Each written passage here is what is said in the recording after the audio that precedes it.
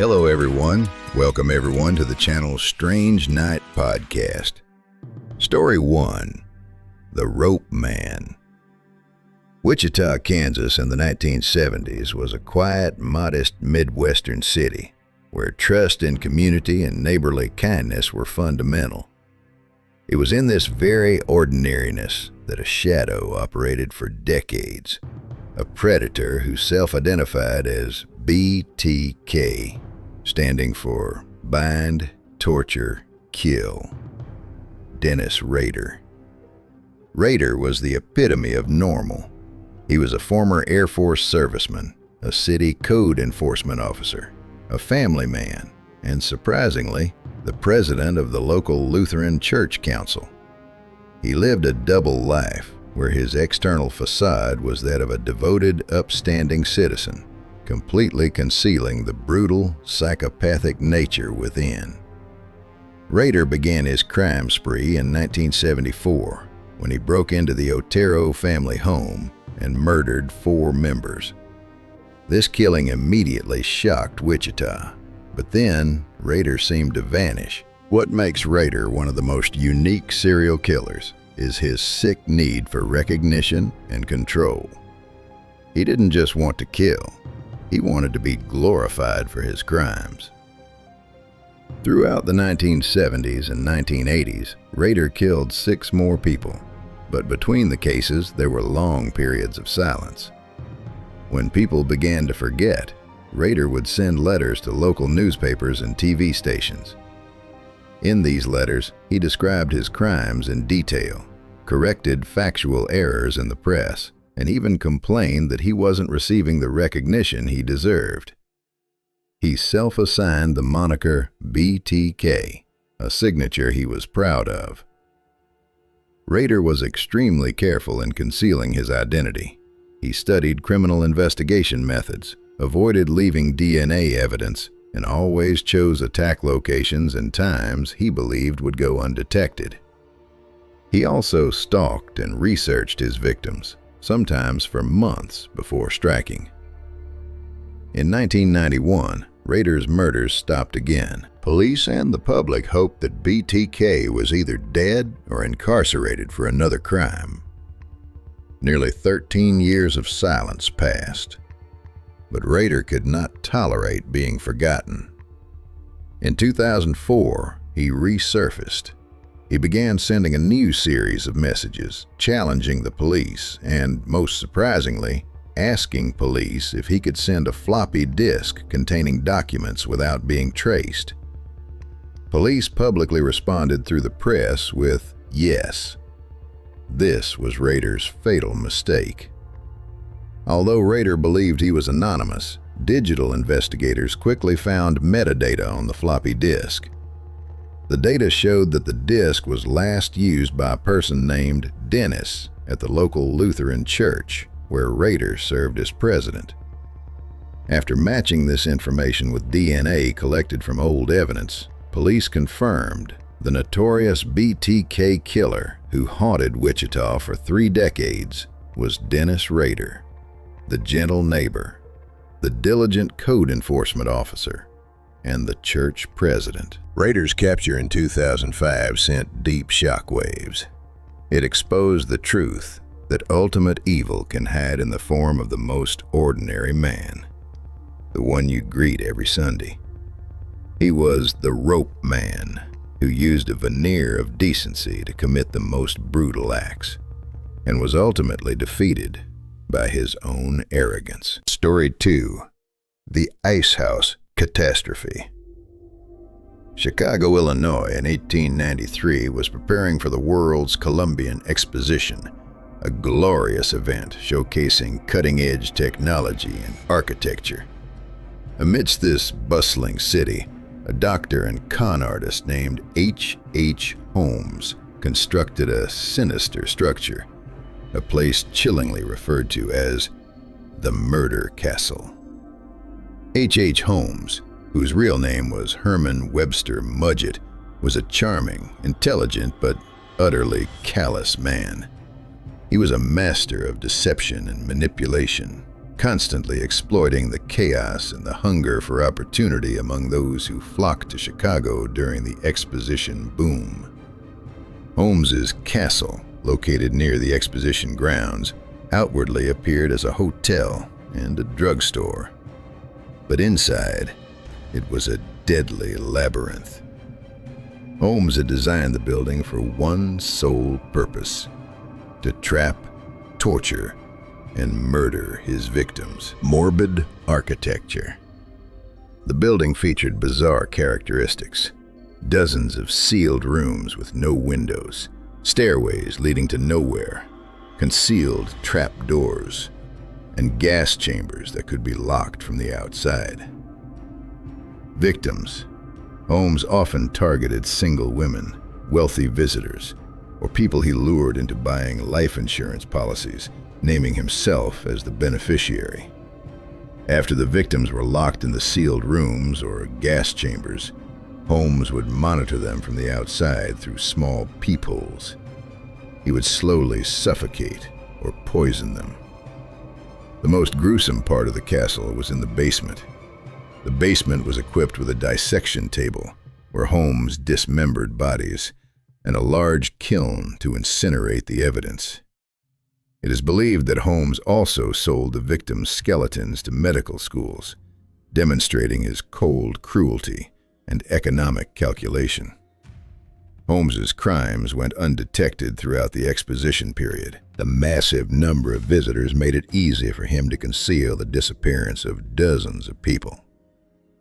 Holmes's downfall came after he left Chicago and continued to commit insurance fraud and murder in other states.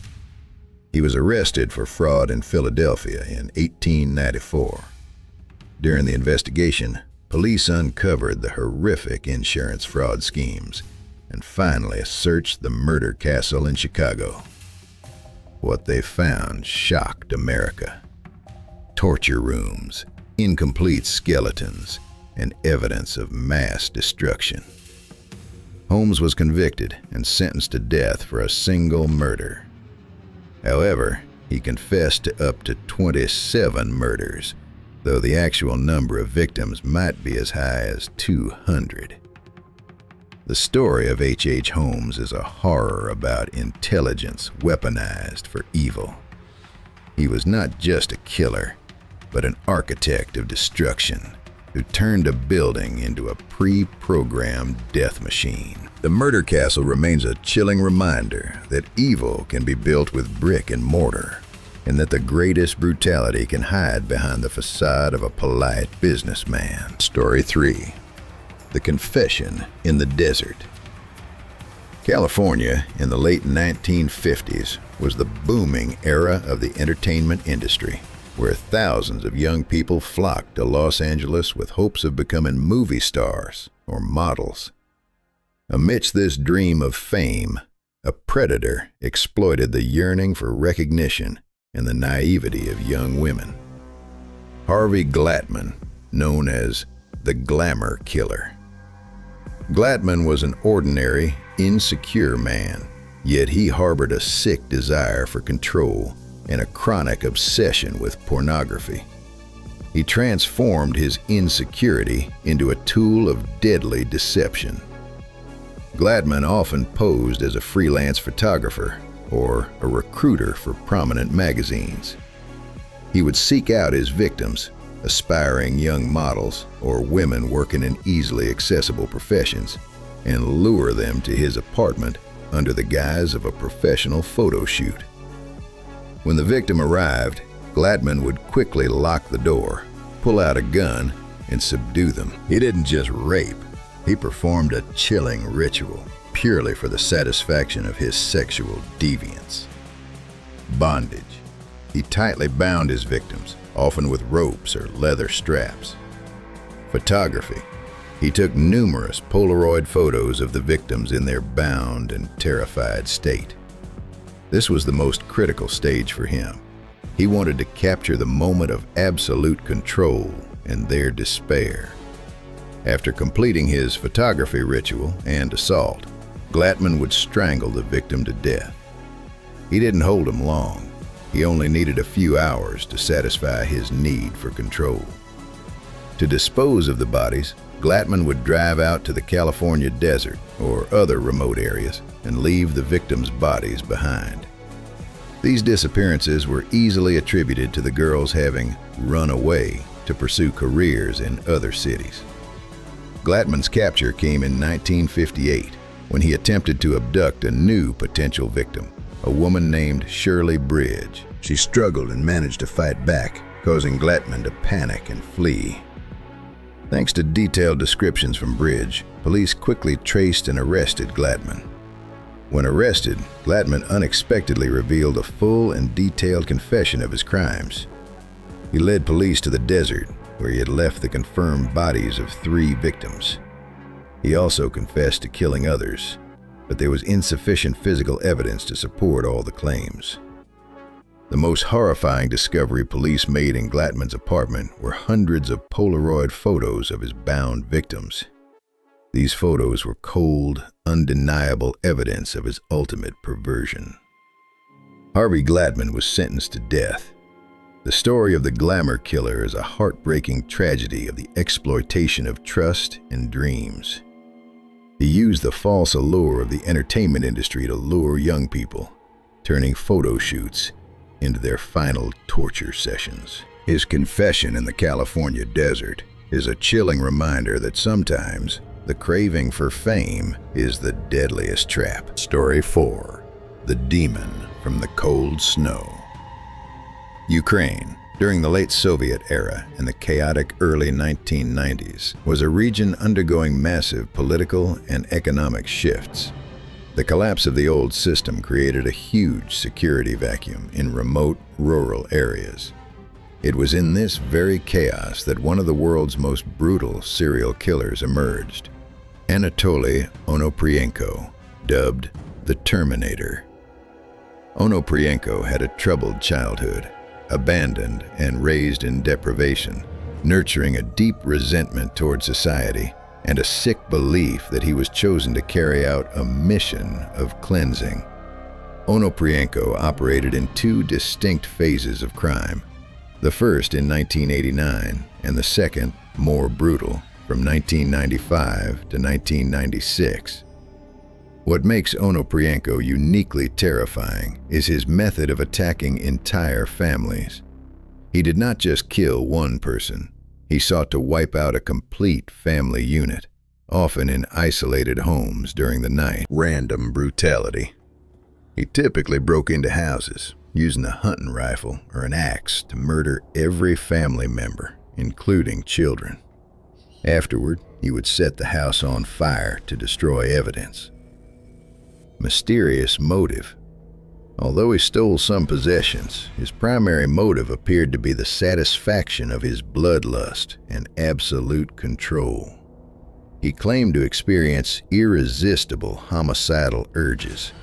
In a single year, 1995 to 1996, Onoprienko committed a horrific spree of murders across the Ukrainian countryside, spreading widespread terror. In total, he murdered 52 people during his active years. His brutality enveloped villages in fear. People were terrified when darkness fell. Ukrainian police, grappling with a lack of resources and outdated information systems following the Soviet collapse, faced extreme difficulty in tracking down the Terminator.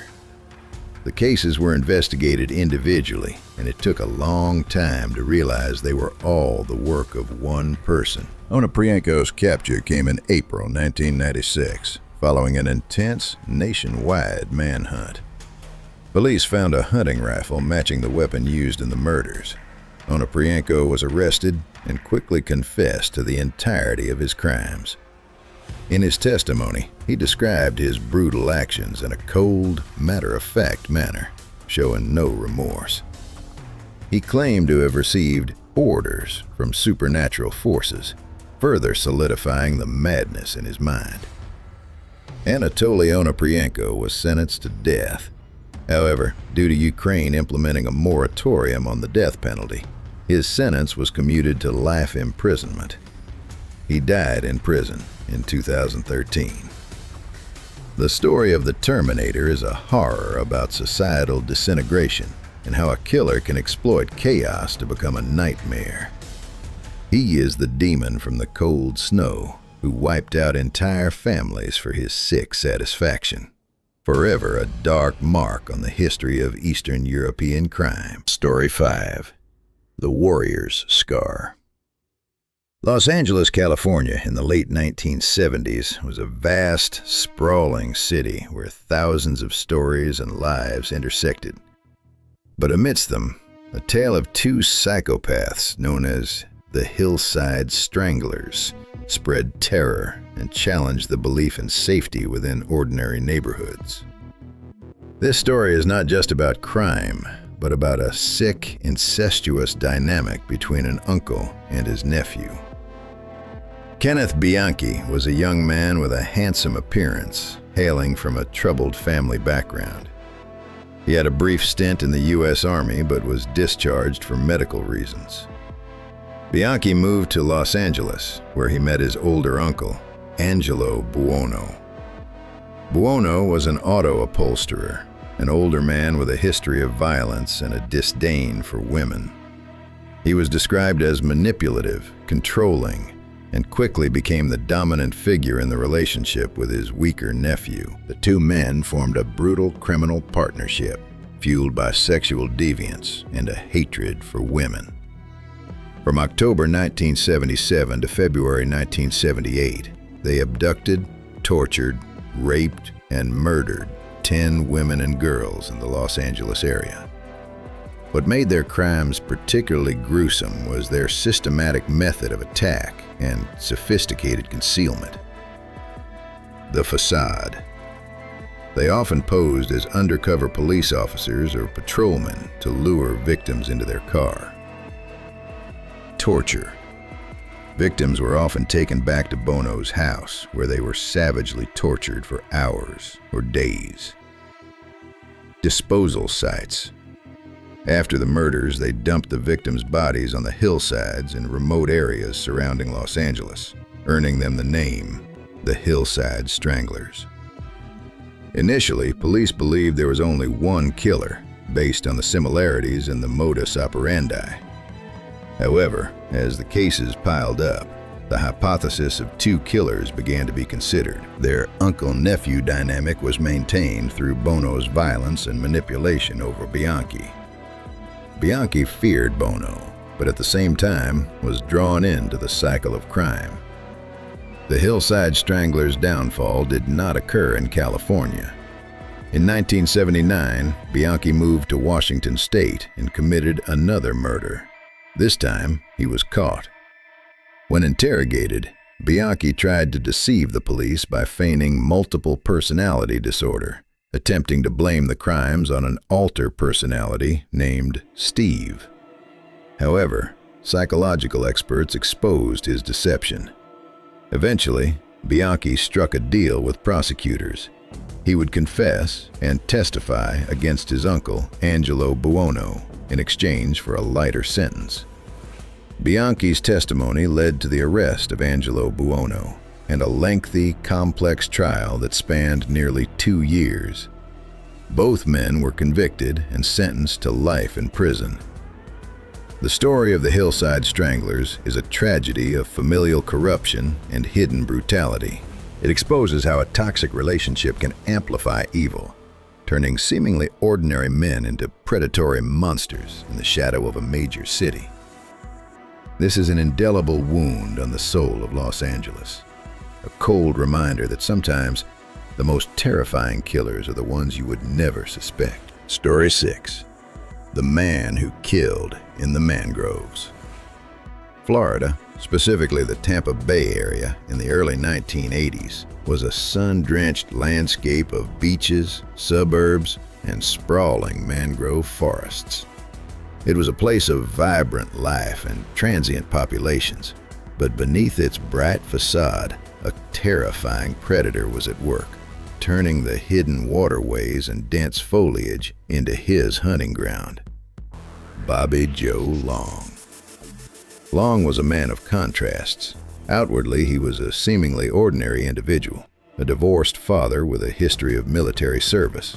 Yet beneath this veneer, he harbored a violent sexual sadism, a need to control, torture, and ultimately destroy. He also suffered a debilitating motorcycle accident in 1969, which left him with chronic pain and potentially exacerbated his psychological issues, although this is no excuse for his horrific actions. Long's hunting method was chillingly consistent and cruelly prolonged. He specialized in abducting young women, typically from shopping malls, grocery store parking lots, or roadside areas. The abduction. He would often approach his victims under a false pretense, sometimes posing as someone needing help, or simply overpowering them in isolated spots. Prolonged captivity and torture. Unlike many serial killers who dispatch their victims quickly, Long's MO involved holding his victims captive for extended periods, sometimes for several days. During this time, he would brutally rape and torture them, subjecting them to unimaginable suffering. Disposal in the wilderness. After satisfying his twisted desires, Long would murder his victims and dispose of their bodies in secluded, often overgrown areas. The dense mangrove swamps, brush, and rural ditches of the Tampa Bay region became his silent burial grounds, making discovery extremely difficult. The disappearances of women in the Tampa Bay area began to mount in 1984. Panic grew as bodies, in various states of decomposition, were discovered in remote locations, bearing the hallmarks of brutal sexual assault and strangulation. Law enforcement quickly realized they were dealing with a serial killer, but the sheer vastness of the disposal sites made connecting the cases a formidable challenge. Long, with his knowledge of the local terrain and his ability to blend into everyday life, managed to evade capture for months, leaving a trail of terror across the community. Bobby Joe Long's reign of terror finally ended in November 1984, thanks to the incredible bravery of one of his victims, Lisa McVeigh. After being abducted and held captive for 26 hours, McVeigh used her wits and courage to gather critical details about Long and her surroundings. She was able to escape and immediately went to the police, providing a precise description of her captor and his car. Her testimony was crucial. Police quickly identified and apprehended Long. Upon his arrest, Long confessed to the murders of at least 10 women, details that horrified the nation. He was charged with numerous counts of murder and sexual battery. During his trials, the sheer brutality of his crimes was laid bare, revealing the depths of his depravity. Bobby Joe Long was convicted and received multiple death sentences and life sentences. He spent decades on death row, and in 2019, he was finally executed. The story of Bobby Joe Long is a harrowing testament to the courage of survivors and the chilling reality of hidden evil. He was the killer who lurked in the mangroves, a predator who exploited the natural wilderness to conceal his unspeakable acts of torture and murder. His crimes are a permanent scar on Florida's history, a stark reminder that even in paradise, the darkest shadows can hold unspeakable horrors. Story 7. The Hunter in the National Park. Anchorage, Alaska, during the 1970s and early 1980s was a cold frontier region where vast wilderness infiltrated daily life. It was a place inhabited by tough men, hunters, and adventurers. And in that small community, there was a man who seemed the epitome of normalcy. Robert Hansen, the butcher baker. Robert Hansen owned a successful bakery in Anchorage, known as a skilled baker, a quiet family man, and an avid hunter. He had a gentle appearance, a family, and a respectable hobby, hunting in the Alaskan wilderness. But Hansen turned this hobby into a chilling nightmare where his prey was not deer or moose, but women. Hansen began his crime spree by targeting vulnerable women, primarily strippers and sex workers in Anchorage. He exploited society's lack of concern for these individuals, knowing that their disappearances were less likely to be aggressively investigated. Hansen's killing method was unique and displayed ultimate perversion. The lure. He would lure or abduct his victims, often taking them back to his home to rape them. The flight of death. Afterward, Hansen would fly the victim in his private plane. He was a skilled pilot, familiar with thousands of square miles of the cold Alaskan wilderness. He flew deep into national parks and remote areas where there were no signs of civilization. The human hunt. Upon reaching a secluded area, Hansen would release the victim, often nude or nearly so, and then he would use a hunting rifle to stalk them like animals. He hunted them, playing a brutal cat-and-mouse game, and finally shot them dead. Over a decade, at least 17 women disappeared. The vast, icy wilderness of Alaska concealed Hansen's crimes perfectly. The victims' bodies were scavenged by wildlife and covered by snow and ice, making it impossible for police to find or identify them. Hansen's downfall began in 1983, when one victim managed to escape. Cindy Paulson, a young woman abducted by Hansen, displayed extraordinary courage.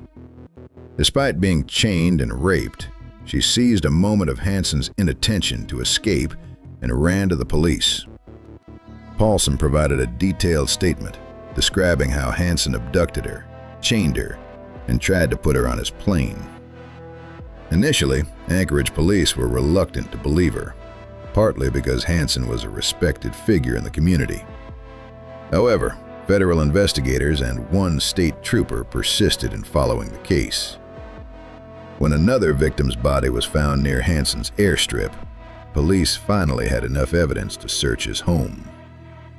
During the search, police found a detailed aviation map with mysterious locations marked, areas where he had disposed of the bodies. They also found an impressive weapons cache and jewelry belonging to the missing victims. Faced with undeniable evidence, Hansen confessed. He pointed out the locations of 17 victims he had killed.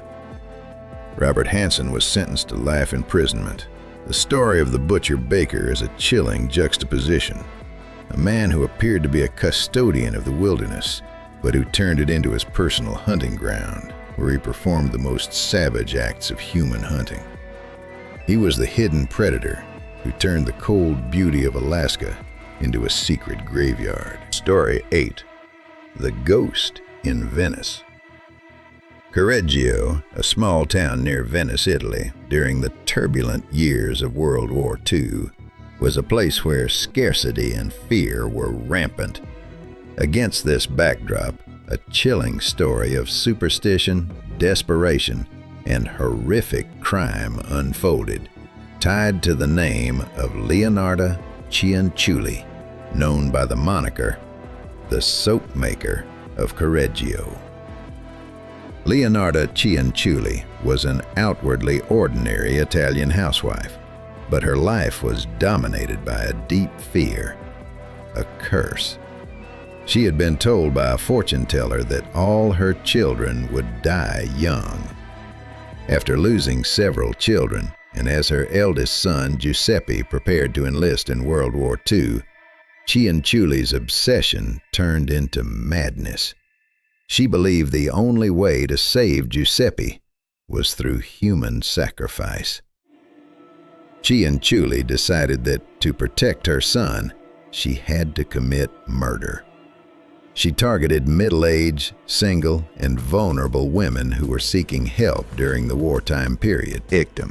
Her first victim was Faustina Setti, an elderly woman who came to Cianciulli seeking help to find a husband. Method: Cianciulli lured Setti to her home, gave her a glass of drugged wine, and then killed her with an axe. What made Chanchuli's crimes gruesome was not the act of murder, but how she disposed of the bodies. Chanchuli took the body to the cellar and performed a barbaric process: dismemberment and liquefaction. She dismembered the body and collected the blood. She used 7 kilograms of caustic soda to dissolve the flesh, bones, and internal organs of the victim. Conversion into soap and cakes. According to her confession, she used the human fat from the dissolving process to make soap, which she then distributed to neighbors and friends. The remainder of the body was mixed with flour, chocolate, eggs, and milk to bake into crispy tea cakes, and she even served them to guests and fed them to her own son. She killed 2 more women in the same manner: Francesca Suave and Virginia Cacioppo, both lonely women who sought her out for help with employment. Chanchuli's crimes were discovered when the sister of the last victim, Virginia Cacioppo, became suspicious after Cacioppo disappeared suddenly. She reported it to the police, who quickly traced Cacioppo's last known whereabouts to Chanchuli's home. When questioned by the police, Chanchuli quickly confessed to all her crimes. She recounted every detail with chilling composure, even correcting the police and proudly explaining her process of making soap and cakes. Leonarda Chanchuli was sentenced to life imprisonment and 3 years in a criminal asylum. The story of the soap maker of Correggio is a terrifying cautionary tale about the fusion of superstition and psychosis. She exploited wartime fear and scarcity to commit acts that even other serial killers would find hard to imagine. She transformed maternal devotion into an act of savagery, turning human remains into domestic products, forever remaining a grim shadow in the history of Italian crime. Story 9. The Highway of Hate. Ohio and Kentucky during the 1970s and 1980s were home to hospitals that functioned as fortresses of hope and healing. But within the walls of these medical facilities, an orderly named Donald Harvey operated as an angel of death, using the public's trust in the healthcare system to carry out a terrifying series of murders. Donald Harvey, who had a quiet and unremarkable appearance, worked as an orderly and served in various hospitals and nursing homes in Ohio and Kentucky. He was believed to have experienced childhood trauma and harbored deep-seated anger. However, he was not just a conventional serial killer. He was a specific type of murderer, a healthcare serial killer, preying within the environment that was supposed to be the safest and most sterile. Harvey began killing in the mid-1970s. He claimed that he felt sorry for patients who were in pain, and he viewed his actions as ending their suffering, a defense later exposed as a pretext for his sick need for control. Harvey's methods of killing were diverse, showcasing his systematic cruelty and medical knowledge. Poisons. He used all manner of toxins, from readily available substances like cyanide or arsenic mixed into patients' food or drinks. Asphyxiation. He used pillows or cloths to suffocate sleeping patients. Medical means. On occasion, he injected large doses of insulin or injected blood-thinning liquid intravenously. The most horrifying aspect is that Harvey killed for over a decade without being detected. His murders were easily disguised as medical complications, cardiac arrest, or natural death due to the patient's underlying health conditions. The number of patient deaths on Harvey's shifts began to pile up unusually. He moved from hospital to hospital as suspicion arose, but no one connected the dots until it was too late. Harvey's capture came in 1987. A patient named John Gilliam died suddenly at the Veterans Affairs Hospital in Cincinnati, where Harvey was working. Gilliam's doctor suspected something was wrong and ordered an autopsy, which was uncommon at the time. The autopsy revealed a lethal amount of cyanide in Gilliam's system. Police began investigating Harvey, who eventually confessed. Donald Harvey's confession was a nightmare. He admitted to killing at least 37 people in hospitals, though investigators believe the actual number of victims could be over 80. In his testimony, he detailed his various murder methods and the satisfaction he derived from controlling the life and death of others. Donald Harvey was sentenced to life imprisonment. He died in prison after being attacked by another inmate in 2017. The story of the Angel of Death is a massive betrayal of trust in the healthcare system. He was the deviant who turned compassion into hatred, transforming hospital rooms into his personal death chambers. He used the patient's vulnerability and trust to satisfy his ultimate need for control, leaving an indelible wound on the soul of the communities he served. Story 10. The Intimidating Neighbor. Chicago, Illinois, in the mid-1970s, was a place where the appearance of serial killers was still a frightening novelty to society. And no killer illustrated the gruesome contrast between facade and nature better than John Wayne Gacy. He was a successful contractor, a man of influence in local politics, and most famously, a volunteer clown named Pogo the Clown, or Patches the Clown, known for hosting parties. Gacy was known as an active member of the community, a party organizer, and a friendly man, always willing to help his neighbors. But right beneath his house in suburban Des Plaines, Illinois, he was constructing a personal graveyard. Gacy targeted teenage boys and young men, often those who were wandering, runaway, or those he met in downtown areas. He often lured victims home by the murder method. After getting the victims inside, Gacy would restrain and sexually assault them, and then strangle them to death. He frequently used a piece of rope or a tourniquet as his murder weapon. What made Gacy a historical horror was his method of body disposal. He used his own home as the final resting place for his victims. He buried nearly all the bodies in the confined crawl space beneath his floor and in his basement. Gacy went to great lengths to conceal his crimes. He poured concrete over some areas to try and mask the stench. He killed continuously for 6 years without being detected, bringing his total victim count to 33 people. Gacy's downfall began in December 1978, following the disappearance of a 15-year-old boy named Robert Peast. Peast was last seen talking to Gacy at his workplace. Police began investigating Gacy and quickly found inconsistencies in his statements. Police suspicions focused on Gacy's house. They noted a strong stench around the property. After obtaining sufficient search warrants, they began digging under the floor. What they found was a nightmare. In the confined crawl space, police uncovered 29 bodies buried in a fetal position.